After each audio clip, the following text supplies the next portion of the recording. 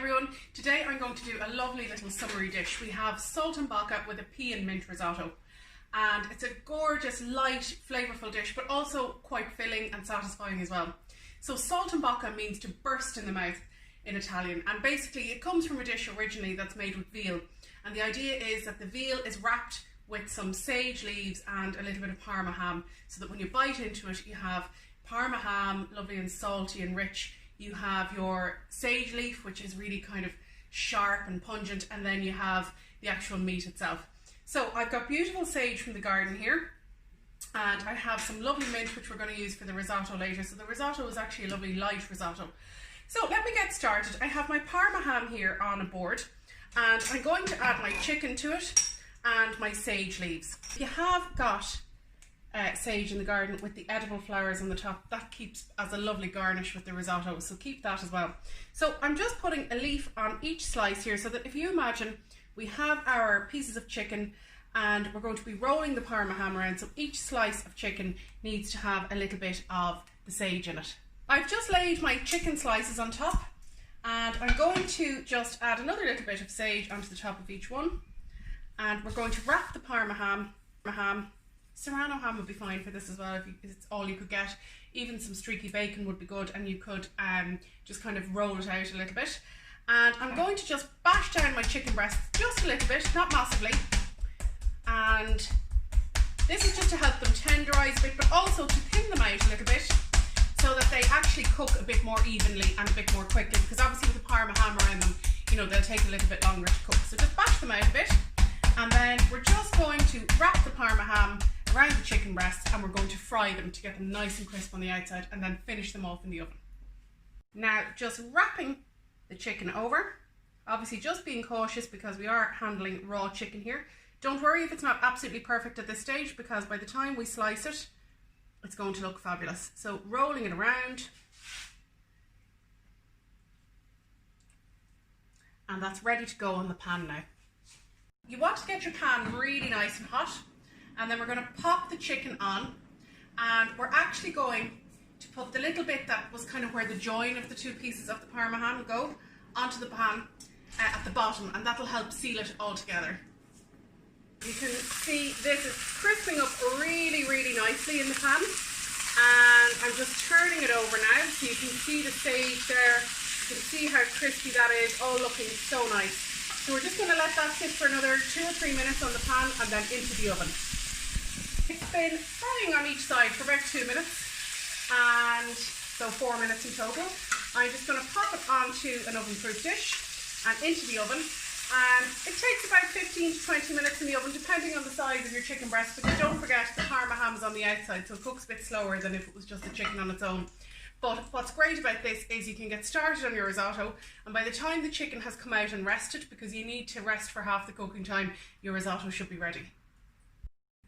So in the pan that I made the chicken in, because it has all that lovely stickiness in there, I'm going to make my risotto. So I have a good big knob of butter and a little bit of extra virgin olive oil going in, and starting with my onions. So you see the pan is not too hot at this stage, so just when it's hot enough that the butter is kind of foaming and taking up those nice little bits of leftover Parma ham, we're going to pop our onions in and pop a little pinch of salt in with them at this stage, because that stops them from catching and burning. It draws the moisture out, and it just helps slow down the caramelization process. And I know a lot of you who've done classes with me before will have heard me say that. So at this stage we just have the nice stickiness in the bottom, a little bit of butter and oil, our onion, and a pinch of salt. It has softened quite nicely, not quite fully softened, because I want to make sure it doesn't go too brown, just for the look of the risotto, but also I want to add my garlic in.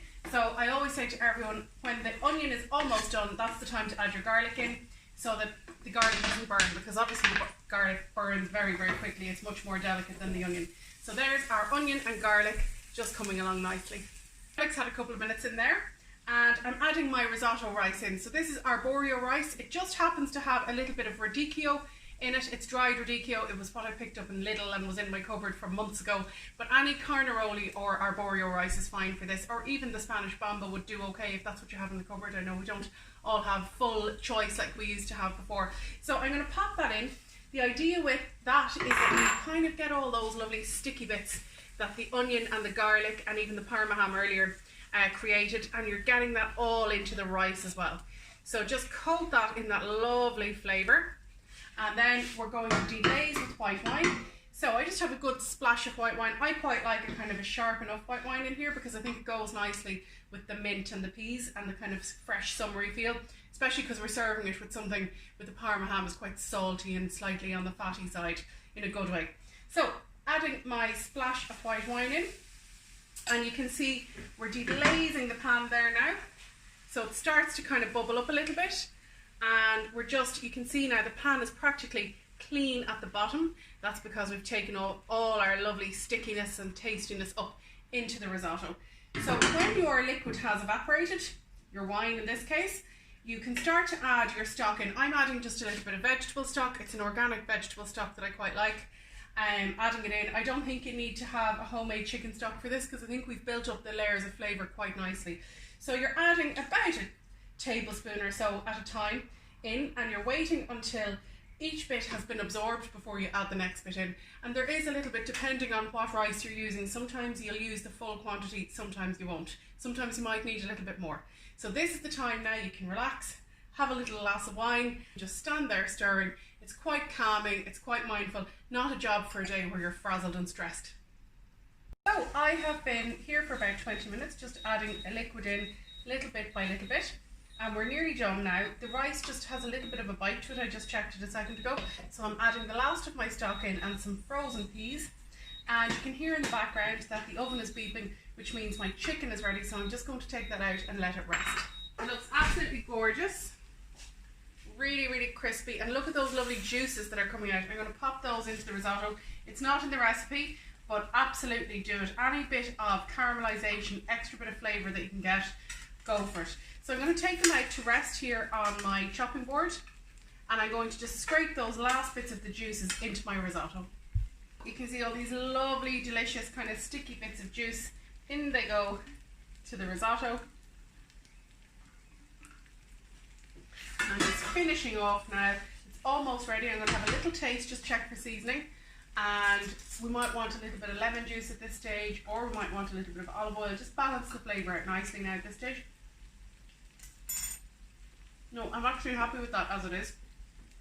So I'm just going to finish off with a nice sprinkling of parmesan and some of our beautiful mint. I just tear it in, and then I garnish with some of our lovely mint flowers, which are in season. I know, obviously, if you don't have them, don't worry about them, it's just a garnish. To plate up our dish, we are just going to, just to show you the risotto, obviously the colour of this rice is very different because of the radicchio in it, but if you've just got plain arborio rice, as I was saying earlier, that's absolutely fine. So I'm just popping it onto a little bed of our risotto, and here is my lovely chicken breast, which is crispy, it's rested, it's super, super moist at the centre, which is what we're always looking for with chicken breast. You can see it there. And just slicing it on the diagonal, just to serve it up nicely. A little bit of parmesan to finish off, and of course our mint from the garden is really super important for this. And that is a really nice little summer pea and mint risotto with chicken saltimbocca. I hope you enjoy.